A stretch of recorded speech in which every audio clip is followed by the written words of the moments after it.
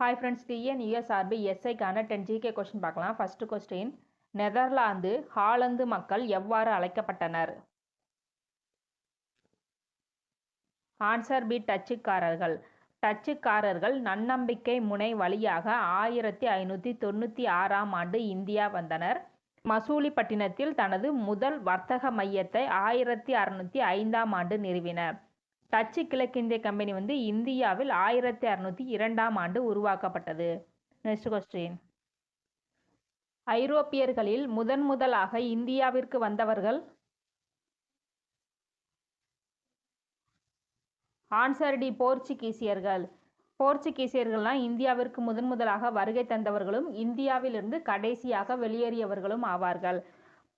போர்ச்சுகீசிய கிழக்கிந்திய கம்பெனியின் முதல் தலைநகரம் கொச்சி ஆகும். நெக்ஸ்ட் கொஸ்டின், வாஸ்கோடகாமா கள்ளிக்கோட்டையை வந்தடைந்த ஆண்டு?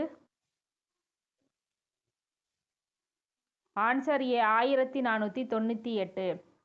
இரண்டாவது முறையாக 1501ஆம் ஆண்டு வந்தார். நெக்ஸ்ட் கொஸ்டின், நீல நீர் கொள்கையை பின்பற்றியவர்?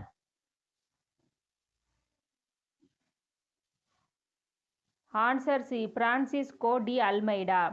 நீல நீர் கொள்கை என்பது போர்ச்சுகீசியர்களின் கடல்வழி வர்த்தகத்தை விரிவுபடுத்துவதற்காக தொடங்கப்பட்ட ஒரு திட்டமாகும். நெக்ஸ்ட் கொஸ்டின், இந்தியாவின் மிகப்பெரிய அருங்காட்சியகமான தேசிய அருங்காட்சியகம் நிறுவப்பட்ட ஆண்டு? Answer B, 1949. இந்த தேசிய அருங்காட்சியகம் புதுடெல்லியில் உள்ளது. Next question,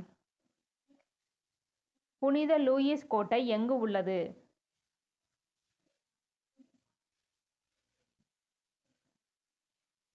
answer A, Pondicherry.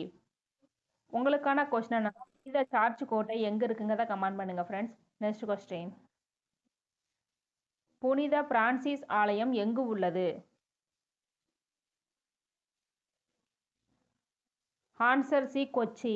கேரளாவில் 1503ஆம் ஆண்டு புனித பிரான்சிஸ் ஆலயம் உருவாக்கப்பட்டது. தேசிய ஆவண காப்பகத்தின் தந்தை என்று அழைக்கப்பட்டவர்?